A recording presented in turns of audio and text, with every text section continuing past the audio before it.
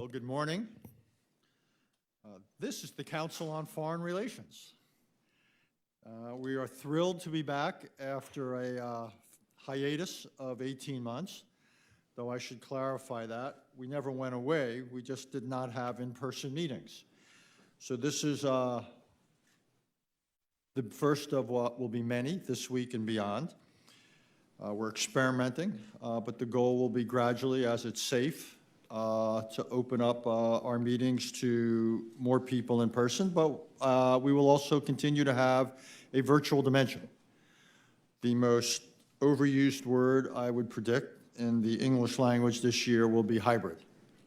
And going forward for the foreseeable future, and then some, our meetings will be hybrid. And we'll have an in-person dimension as well as a virtual dimension. I am excited that today, for this first meeting, this first hybrid meeting, we are joined by the Foreign Minister of Pakistan. Foreign Minister Makhdoom Shah Mahmood Qureshi is in his second tour as Foreign Minister of his country.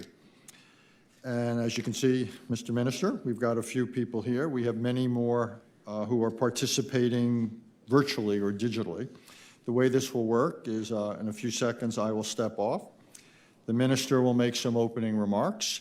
Then he and I will have a conversation, and then we'll open it up to you, our members, and we'll get it all done within an hour. One thing that has not changed is our punctuality.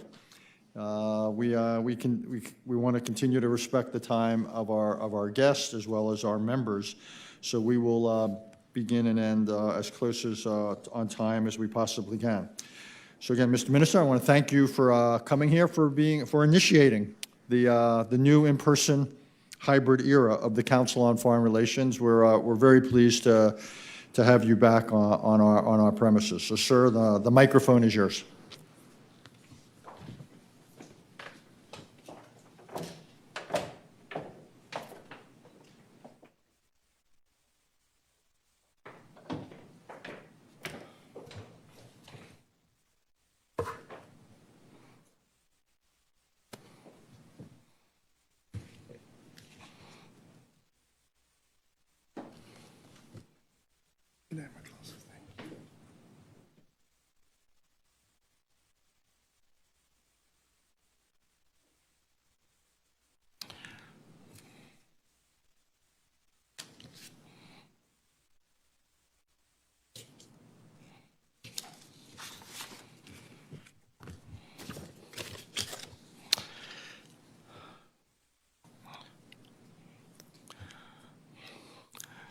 Mr. Richard Haass, President CFR, distinguished guests, ladies and gentlemen, it is a pleasure to be back at the Council on Foreign Relations. At a time when we are facing several challenges of a truly global nature, the Council's mission of promoting better understanding between the United States and the rest of the world is more relevant than ever. Ladies and gentlemen, I am sure that the recent developments in Afghanistan are on everyone's mind, and I would share Pakistan's perspective on them in due course. But I want to begin with how Pakistan envisions the future of its relationships with the United States. I do not need to educate this learned audience on the cyclical nature and the historic ups and downs of the Pakistan-U.S. relationship. Our engagement has often been narrowly framed, dictated either by short-term security interests or the imperative to deal with a common challenge. We want to break out of this pattern. After the horrific September 11 terrorist attacks, Pakistan and the United States came together to decimate Al-Qaeda's core leadership and architecture. Our cooperation produced results, leading President Biden to conclude earlier this year that the United States had achieved its core objective in Afghanistan.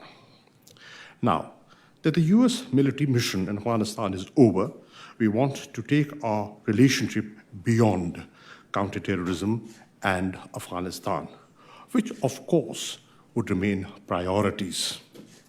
For Pakistan, the United States remains an important partner.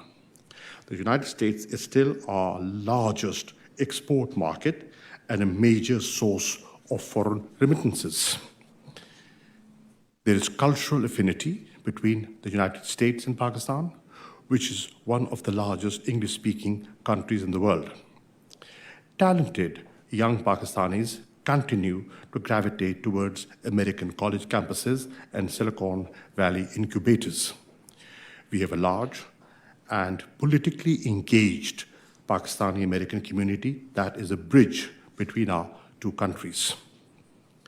In short, we have all the ingredients in place to build a more substantive and a broad-based relationship that is anchored in trade, investment, and people-to-people linkages. As Pakistan shifts its focus towards geoeconomics, we want to leverage our connectivity infrastructure, including the China-Pakistan Economic Corridor, to enhance regional trade and economic integration. We see the United States as an important partner in this regard. Sitting at the crossroads of South and Central Asia, Pakistan is a market of over 220 million people with a growing middle class. Pakistan's young but exciting startup tech culture showcases our untapped investment potential. US companies like ExxonMobil have a long history of working in Pakistan. With the government's climate-friendly energy policies that are now tremendous, they offer tremendous opportunities for US companies that specialize in renewable and clean energy.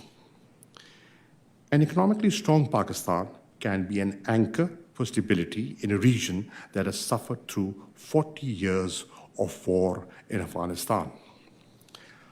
Pakistan can work with the United States through the Development Finance Corporation to generate economic activity along the Pakistan-Afghanistan border. This could in turn help the Afghan people rebuild their war-ravaged country.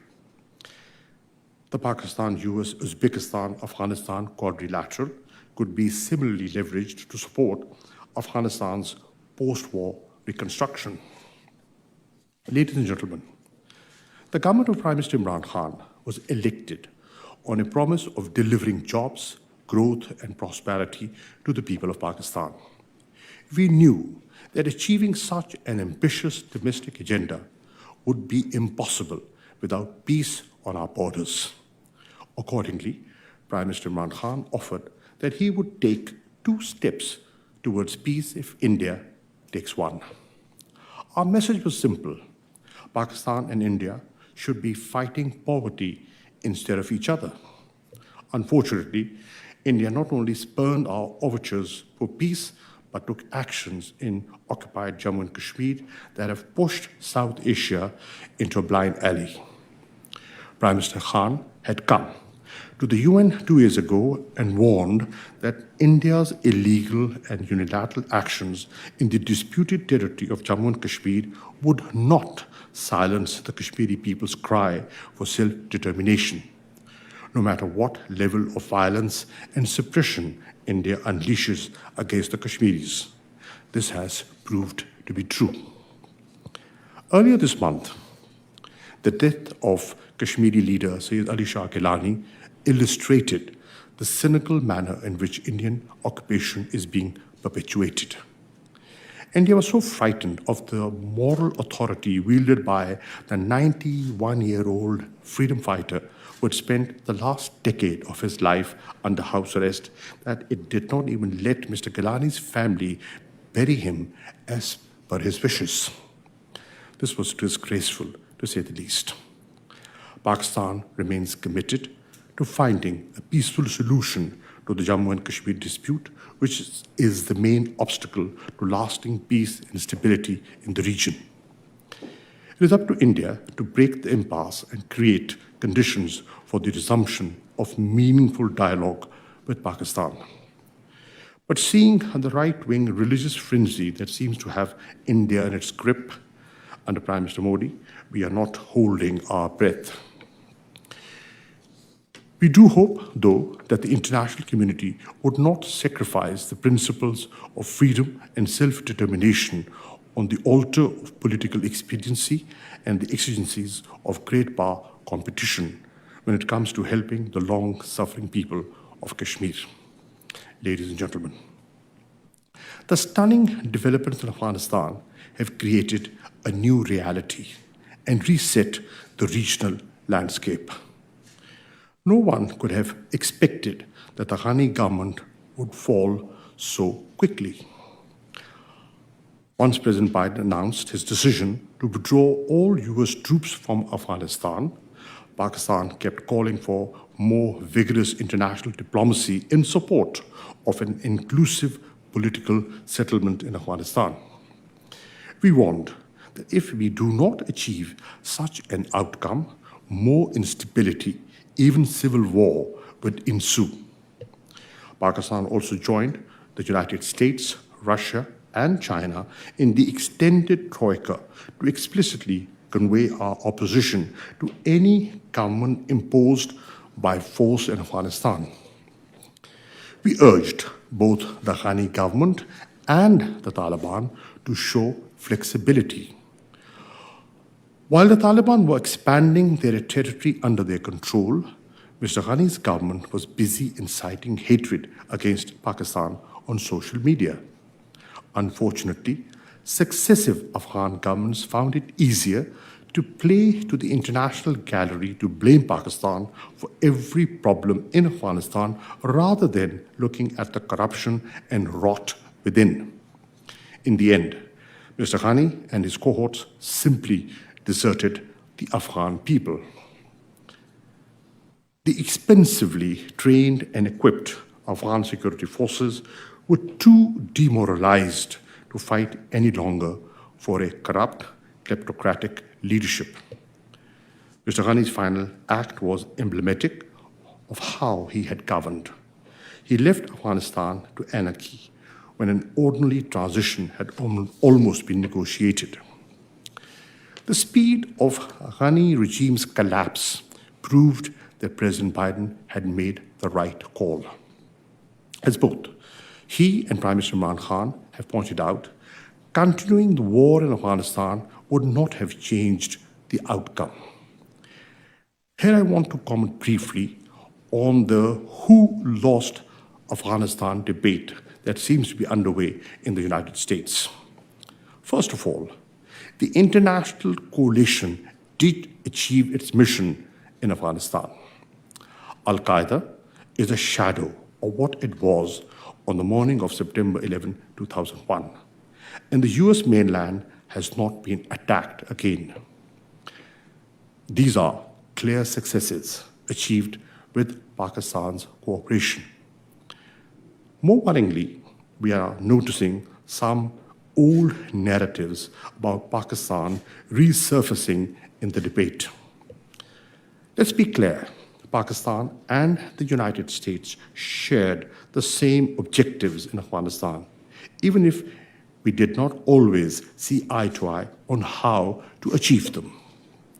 Pakistan should not be blamed for correctly diagnosing the limitations of trying to solve the political problem in Afghanistan through military means. Instead of relitigating the past, we now have to look forward. Our most urgent priority in Afghanistan must be to avoid a humanitarian crisis. We should not add to the miseries of the Afghan people. Pakistan is already home to nearly 4 million Afghan refugees. The collapse of the Afghan economy could cause another refugee crisis at our border. Since Pakistan cannot take more Afghan refugees, they will inevitably look beyond to the Gulf, to Europe, even to North America. It is in our collective interest to ensure that our actions do not make economic refugees out of Afghans who have otherwise no wish to leave their country. Pakistan shares some of the international community's concerns about the composition of the interim government in Afghanistan. But there is a new political reality in Afghanistan. As an immediate neighbor, Pakistan cannot afford to disengage, not least because of the evacuations of Americans, international aid workers, and at risk of harms that we are continuing to facilitate.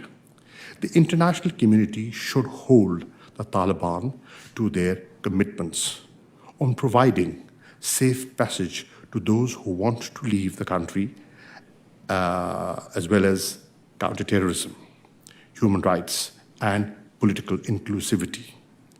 With careful engagement and persuasion, we may be able to nudge the Taliban in the right direction. Ostracizing Afghanistan proved to be a mistake in the 1990s, and it would be a mistake now. An isolated and unstable Afghanistan would be exactly the kind of place that would lure terrorist groups. Pakistan is already experiencing an upsurge in terrorist attacks by the Tehrik-e-Taliban Pakistan and the Balochistan Liberation Army. And we all witnessed the horrific consequences of the Daesh suicide bombing in Kabul last month. So while we should expect the Taliban to honor their pledge and not allow terrorist groups to use Afghan territory to attack any other country again, we have to find more creative ways to elicit their cooperation on a sustainable basis. Coercion will not do. Constructive engagement and steps to avert humanitarian crisis and stabilize the economy would be indispensable. We should also be vigilant against regional spoilers who were opposed to the Afghan peace process and are clearly disappointed that Afghanistan seems to have averted a long and bloody civil war for now. In the final analysis, an inclusive end state in Afghanistan remains the international community's best counterterrorism investment. We should continue to pursue it. I thank you.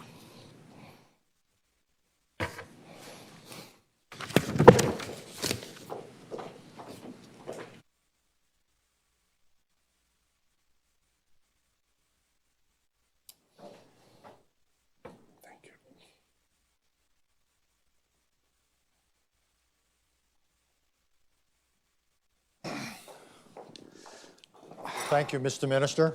And as I said, I'll begin with a few questions, and then we'll open it up to our members. Since understandably a lot of what you said dealt with Afghanistan, why don't I start there as well?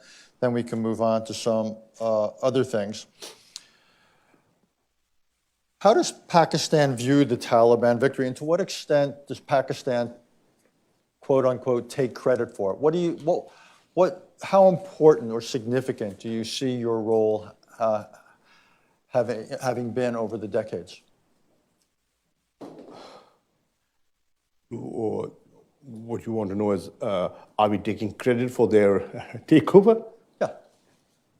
Certainly not. Their ascendancy, in my view, is primarily the failure of the regime that was in office over there. You cannot remain oblivious to what is going on. Let's begin with the elections. Elections were held, and they became controversial. You saw two presidents being sworn in on the same day. You are not unaware of the squabbling within the government. You are not unaware of the misgovernance, the inaptitude, and the corruption that was associated with that regime. Their failures, in my view, gave Taliban the ascendancy that they have today. What are people in Afghanistan looking for, in my view? They are tired of fighting. They've seen conflict, continuous conflict for 40 years. and they're yearning for peace. So anyone that can give them hope and peace, they will be willing to engage with that authority. Unfortunately, the regime, the Ashraf Ghani government, failed and lost credibility in the people. And you saw when they were moving from province to province, there was no resistance from the people. There are those who say that the Taliban could not have won a military victory over the years without a physical sanctuary in Pakistan. What is your reaction to that assessment? Pakistan, who would know Afghanistan better than you?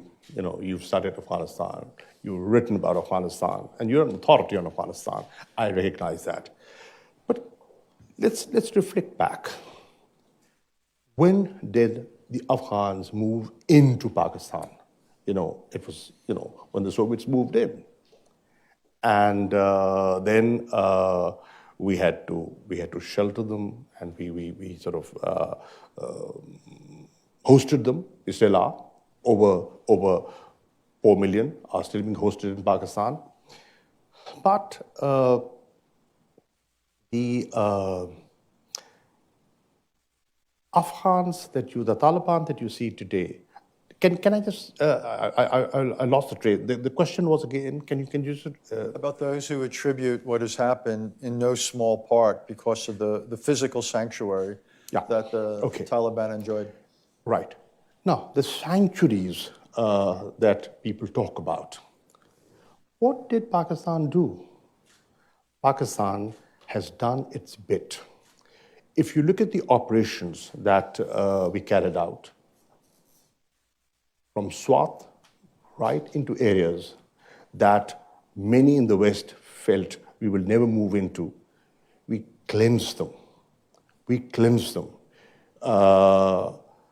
We did everything possible. Border management, I remember, was a big issue. Whenever there were, U.S.-Pakistan talks, border management was high on the agenda. We fenced the border despite opposition through our resources. We tried to introduce, a biometric system over there to regulate the border, and we cleansed our areas. These sanctuaries are, in fact, if you are concerned about sanctuaries, then you should look into Afghanistan. Those sanctuaries were pointed out by Pakistan to the Ghani government. Here they are, right in front of you. Afghan soil is being used against Pakistan, and you're doing nothing about it. Are you worried that could continue in the future, that in a sense, Afghanistan, that the Taliban or elements of the Taliban, because it's hard to speak about the Taliban as though it's a singular entity, that elements of the Taliban will see what they've accomplished not as an end, but as a way station, and some of them will not be satisfied unless they radicalize Pakistan. Are you worried that Afghanistan could become a sanctuary and a base of operations against Pakistan? Depends how you deal with Afghanistan today. This is the critical moment.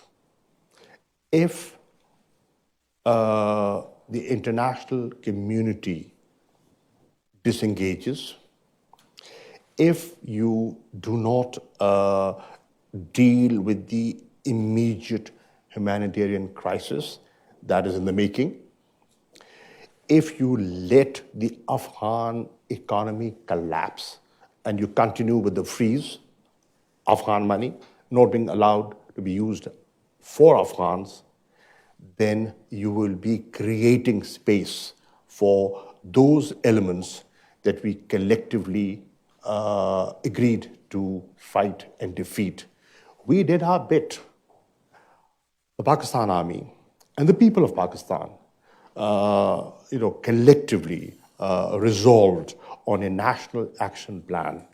And that is, I think, a success story that many have not talked about. How we cleansed our areas, how we amalgamated that erstwhile Fatah into mainstream, how schools are functioning there, how markets are there, how cricket is being played in areas that were you couldn't even dream of stepping in. We've done our bit. The focus should be across the border, and that is where I think we have to partner. And here, Pakistan is ready to partner on counterterrorism with the United States and with the West to ensure that there are no sanctuaries. Now, coming to what the Taliban have said, their initial statement has been that we will not allow our soil to be used against Pakistan or any other country. I hope they stand by that and they live up to it. How are outsiders, you talked about the humanitarian crisis that is unfolding in Afghanistan. You've got large numbers of internally displaced people, potential refugees.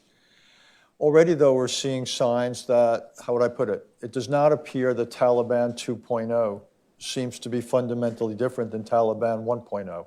We see what they're doing on human rights, on education, on women. How is the world supposed to deal with the humanitarian needs of Afghanistan, but at the same time place conditions, or strings, to put it bluntly, on aid in order to encourage certain kinds of behavior, be it on terrorism or on human rights?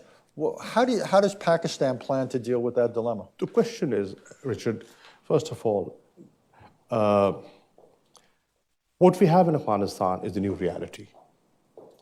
I think the sooner the world reconciles to this new reality, the better it will be in taking the correct decisions, right? There was ample time and opportunity to get rid of them.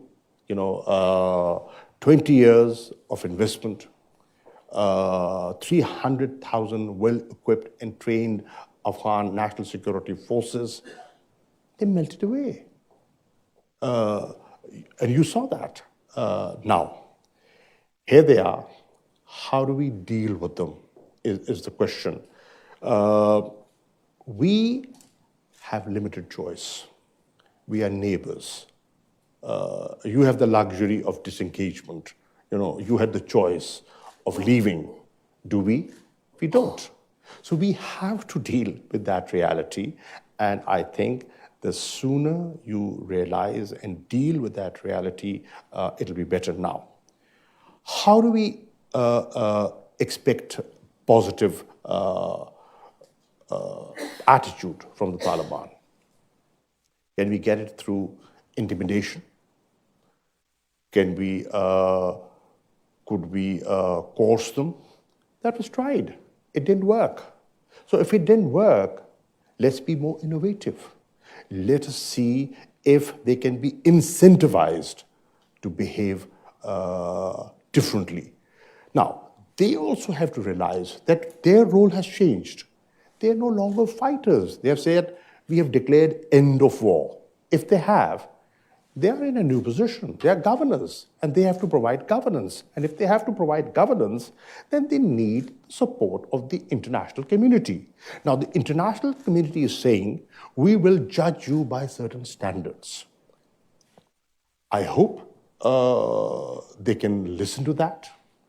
We, as neighbors, will do our best to persuade them that it is in their interest, it is in Afghanistan's interest to adopt a more inclusive approach.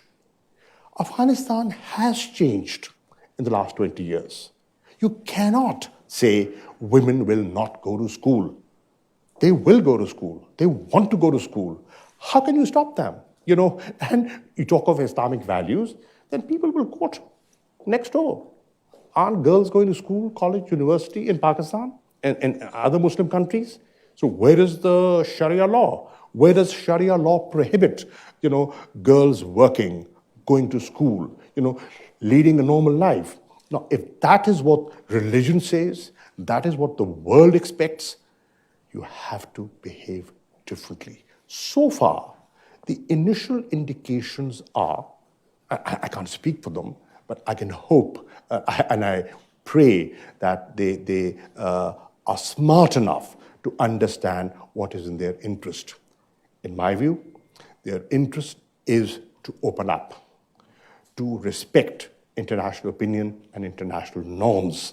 And if they do that, they'll find it easier for themselves. That is for sure. If they were to do it, they would find it easier. I think the big question is, are they likely to do it? Let me put three other topics. Let's wait. It's too early. It's too early to make a value judgment. Let's not shun them away. I agree. And let's not blindly trust them. I agree. Let's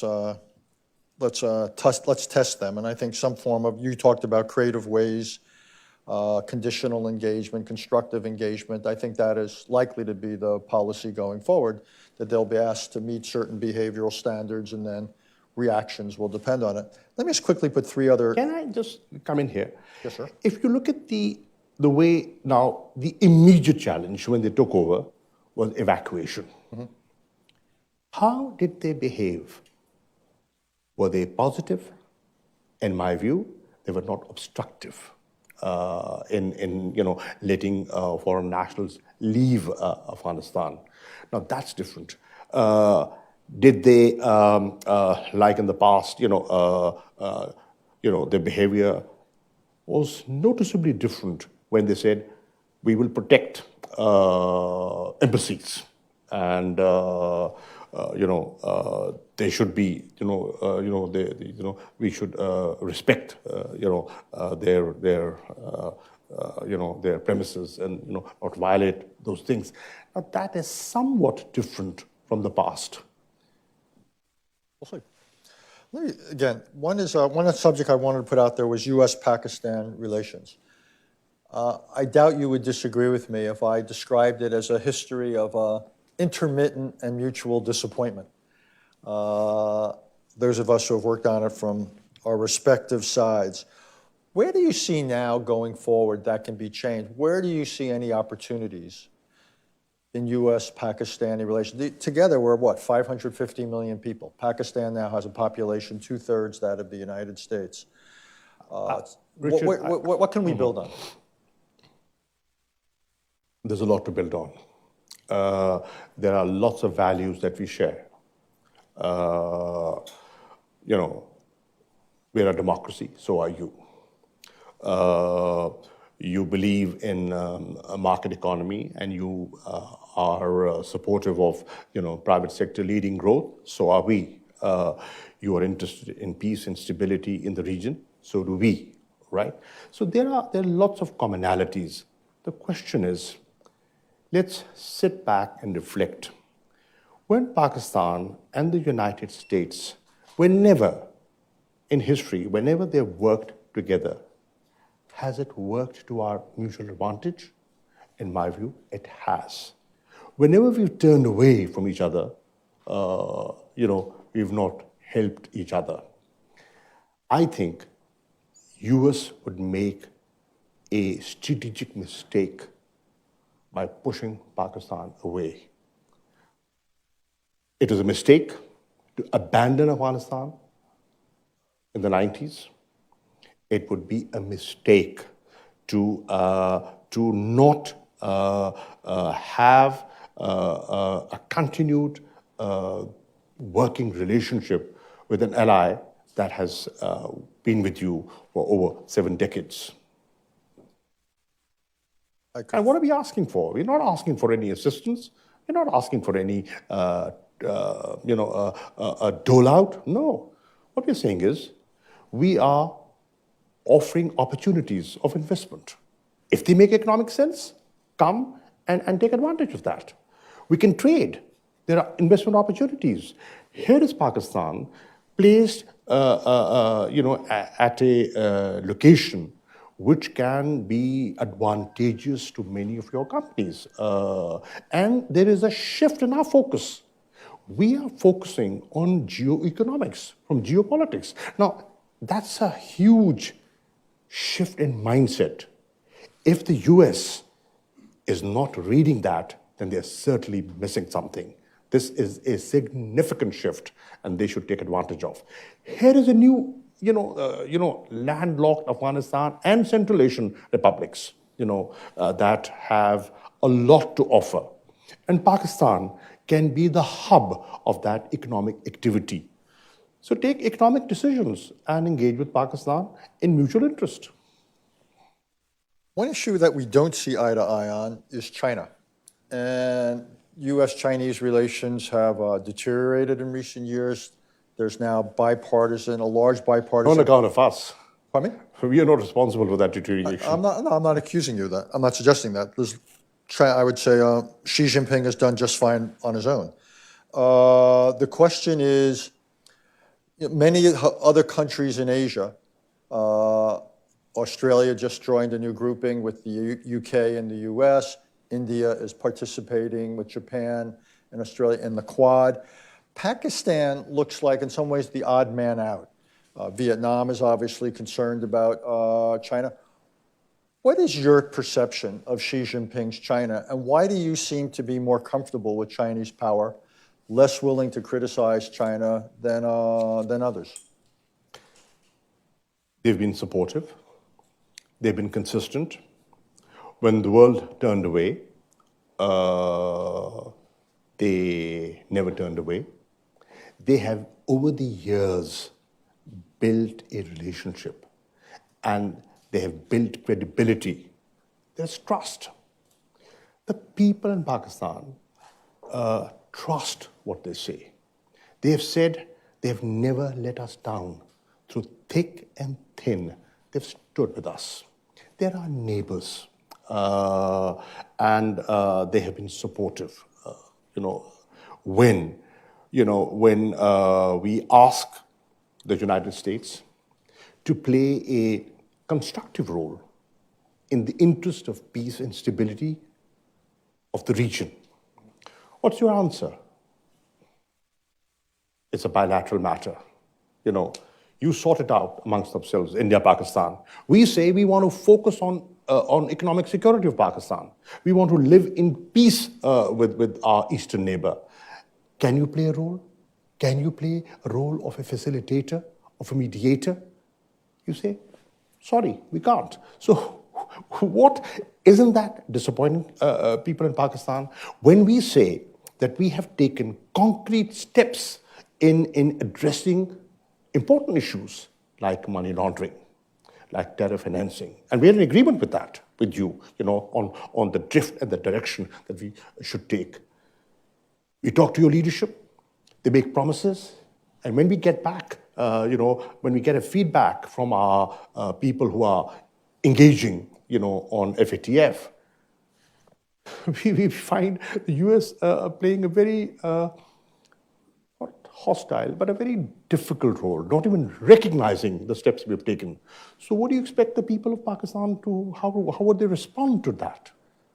I will resist the temptation to answer on behalf of the United States and put one other issue on the table you mentioned, which was India. Can Pakistan and India, can your relationship improve if the situation over Kashmir does not change? To what extent does that remain not just a problem, but an obstacle to any sort of improvement in Indo-Pakistani relations? Well, we certainly want our relationship to improve. We certainly want our relationship to improve because, as I said, our agenda, our focus is on, fixing our economy, investing in people, improving social indicators in the country. We can only do that if we have peace, on our borders. The question is, there are outstanding issues. How do we resolve them? Can we wish them away? We can't. We need to resolve them. We need to address them. How do we address them? Through a dialogue, through a meaningful dialogue.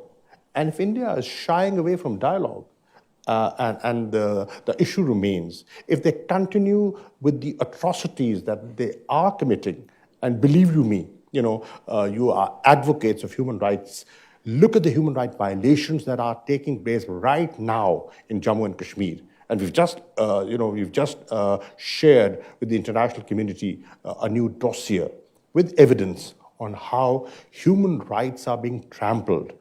We talk about human rights, but then we have selective application for human rights. That is important.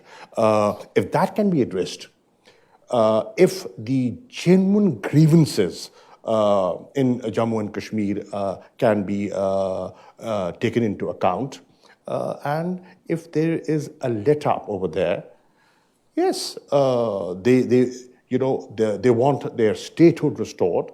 And when Prime Minister Modi invited their leadership, that was an engagement with them previously, that formed coalition governments with them, they said, listen, what you've done on the 5th of August is unacceptable across the board. We are not saying that. People who have been in coalition governments with Delhi are saying this is unacceptable. So if you revisit that, we are willing to sit and talk and normalize, understanding that there are some difficult issues, they will take time, but then let people breathe. But are you saying that's a precondition to normalization or dialogue, or you want that to be the subject of a dialogue? What I'm saying is they have vitiated the climate, and they should create a conducive environment for us to sit and talk. Again, I will resist the temptation to follow up. I want to get the members involved in the conversation. So I think, Carrie, we could take the first virtual, the first physical. And this is on the record. We'll take one virtual, and then we'll come to people in the room and just remind everybody, including the minister and yourselves, that this is on the record. Anything you say can and will be used against you. So let's get a virtual question from Digital Land. We will take our first virtual question from Razi Hashmi. Good morning and assalamu alaikum, Foreign Minister. My name is Razi Hashmi. I am a term member with the Council on Foreign Relations, and I cover South Asia in the Office of International Religious Freedom at the State Department. So freedom for religious minorities in Pakistan continues to be a challenge with the continued enforcement and abuse of blasphemy laws, persecution and denial of the rights of groups like Ahmadi Muslims, and growing number of forced abductions, marriages, and conversions of Hindu women and girls. Authorities imprisoned approximately 82 individuals. We got to get to a question, Razi. Yes. You spoke earlier about selective application for human rights. So what is the government doing to protect religious minorities and reform laws that may restrict their practice? Thank you. We are sensitive to what you've said. We recognize that the Christian minority, the Hindu minority, and the Sikhs and others in Pakistan have played a very constructive, very positive role. There are no laws in the country that discriminate against them. You referred to the blasphemy law. If you look at the cases registered on that law, bulk of the cases are against Muslims and not minorities. To give you an example, one of the members of the party of Prime Minister Imran Khan, when we found out that he was involved in a forced conversion, we threw him out of the party. So we are sensitive to these rights, and the Constitution guarantees fundamental rights, and we are clear that we need to protect our minorities. And an example of that is the Kartarpur initiative that we took, the corridor that we opened up, for the Sikhs to come and, visit one of their holiest shrines. Okay, let's, sir, here in the room. Hard for me to get people's names with the masks, and I apologize if I know you and I can't tell who it is. I apologize. Hi, it's Christian Sood. I'm a member of CFR as well. Two quick questions. One. So just do one. We'll do one. Okay, just one question. Prime Minister Khan said after the fall of the government in Afghanistan that the country has been freed from the shackles of slavery. What does that mean? He was quoted out of context. What he was talking about, he was addressing a seminar that was talking about a new curriculum that we had introduced. we had, we had an English medium and an Urdu medium set up. And we realized that there were two strains, two different kinds of educational system in the country, and we need to unify that. So what he was saying was that slavery is up here. To get away from the shackles of slavery, you have to making people mentally independent. So it was in that context, and it was misquoted, and they linked it to Afghanistan. We're going to ping pong a little bit between the virtual and the physical, I'm told. Is that right, Carrie? Okay, in which case we'll do another virtual at this point. We'll take our next virtual question from Mansoor Shams.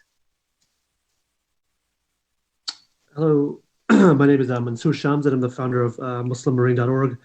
I'm an American Muslim, a former U.S. Marine, and I was born in Karachi. Like you, I'm concerned with Kashmir, the crisis there and human rights violations. But I wonder why you have not consistently condemned the human rights abuses of all Muslim minorities. For example, you have not said anything publicly about the mass detainment camps of the Uyghur Muslims in China, or the ongoing struggles of Ahmadi Muslims, to include many non-minority groups in Pakistan. Doesn't all this make it harder to be taken seriously, especially when asking the international community for help? Thank you. Well, we have not been ignorant of developments that you have referred to, but then there are different approaches with different relationships. The relationship that we have with China is such that we can take up issues, and we do take up issues in a very frank, candid manner, but it is done through diplomatic channels and not through media communication.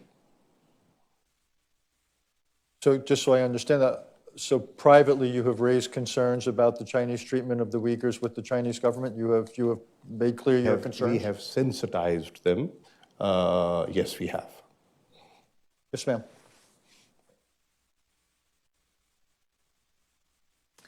Hi, Masuda Sultan, Symbio Investment. I'm an Afghan American, and I've been working on Afghan issues for the past 20 plus years. You rightfully mentioned girls' education, and we talked about Taliban's behavior and the need to come up to world standards. We hear that girls in primary school are beginning to go to school. We hear that university students, private university students, are going to school, women, but that girls in grades 7 to 12 have not yet begun their studies, that the Taliban are promising that this will happen, and we're reading about it. And my question to you is, A, do you think that they will deliver on that promise? And B, we're hearing that teacher salaries are not being paid. And can you tell us if Pakistan has any ideas about how to engage on that issue so that teacher salaries can get paid? I got the question. Ma'am, to begin with, if they're allowing girls to go to university and they've opened up primary schools, that means conceptually they've accepted that women and girls have a right to education. That's a good step. That's a positive step. Why haven't secondary schools been opened? There could be logistical issues. There could be issues of teachers, availability of teachers. I'm just guessing. I am not fully aware of the ground situation, but I'm guessing. Why haven't teachers been paid?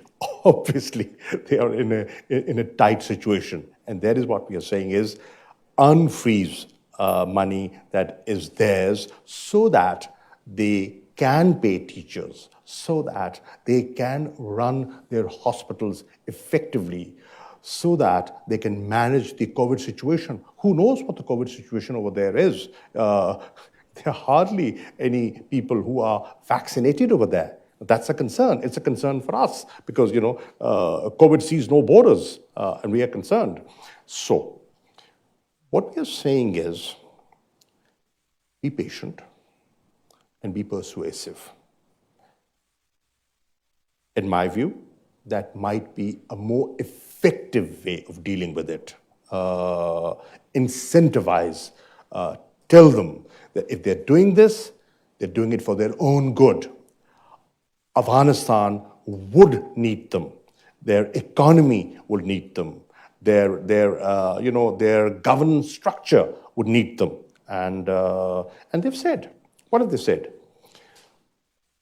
If I recall, they've said that government servants who were working, please come back to work.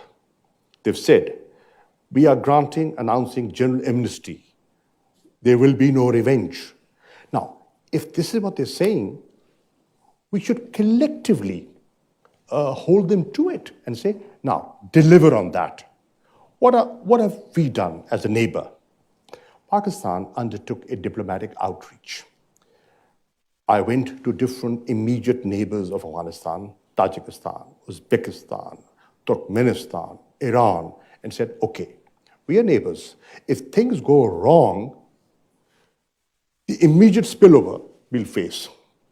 Should we have a coordinated approach? Do we have concerns, common concerns? They said, yes, we do. And if things go right, do we benefit from the peace dividend? They said, we do. I said, okay, if we do, then let's have a coordinated approach.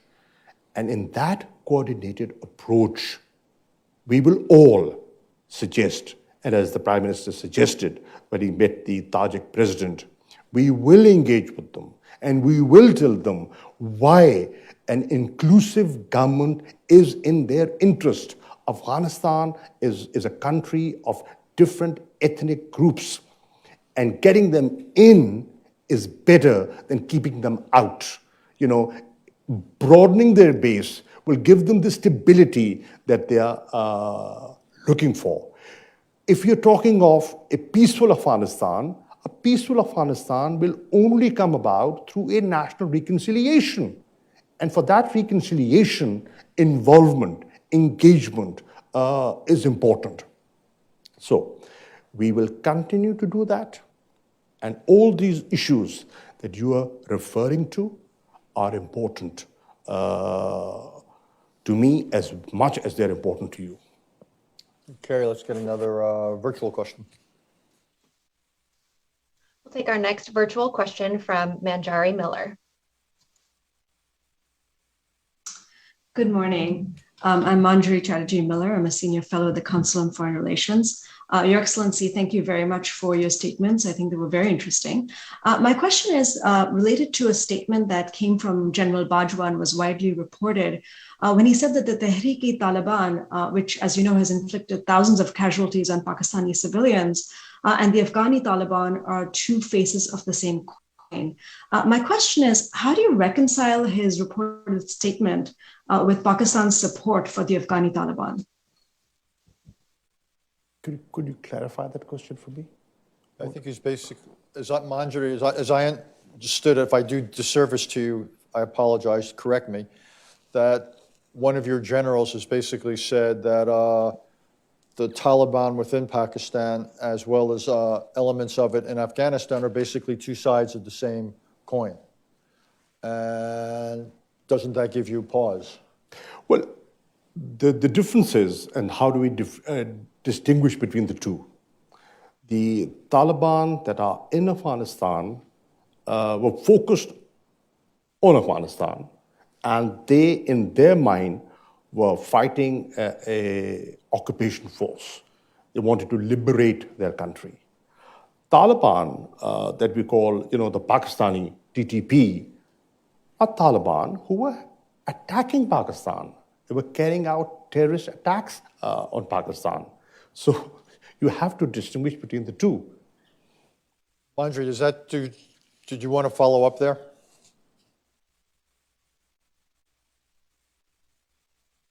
Maybe not. Okay. Yes, can you hear me? Yeah.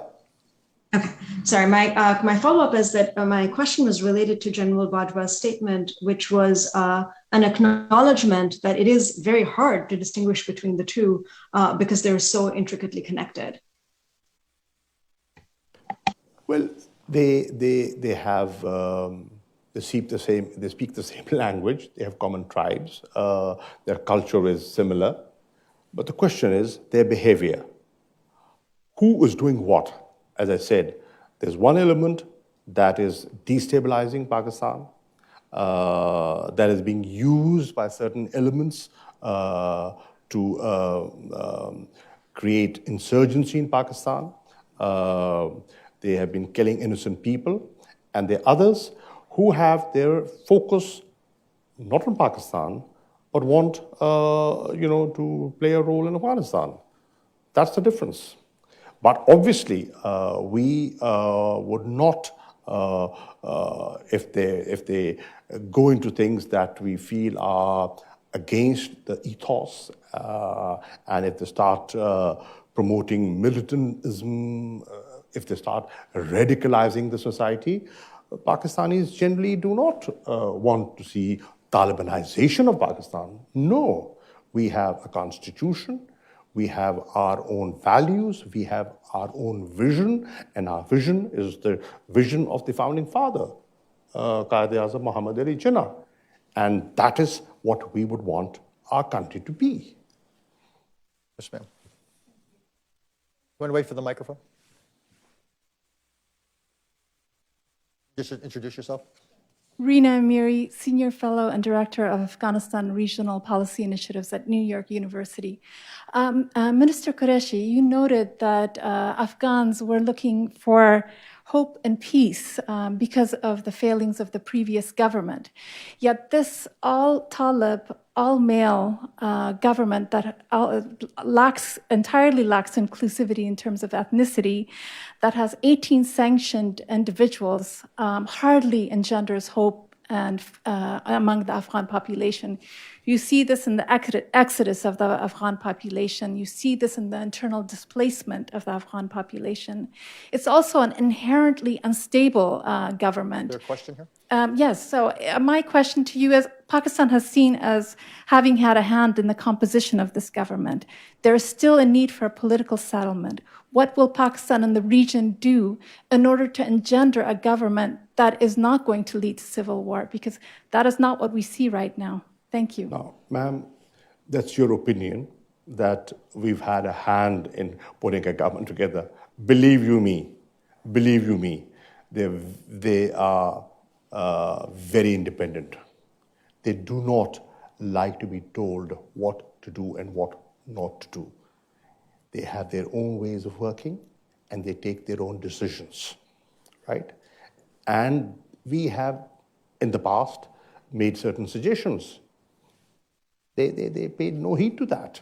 So this impression that you're carrying, that the government that is in office over there is our placement, is not correct to begin with. And if you followed what I had said earlier on, what are we suggesting? We are suggesting what you are asking. We're on the same page. In fact, if you dispassionately look at what Pakistan is advocating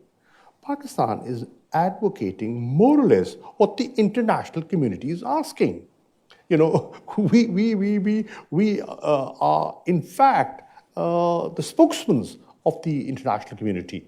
We are sensitizing them to how the world is looking at things and how they have to respond to international opinion if they want acceptability.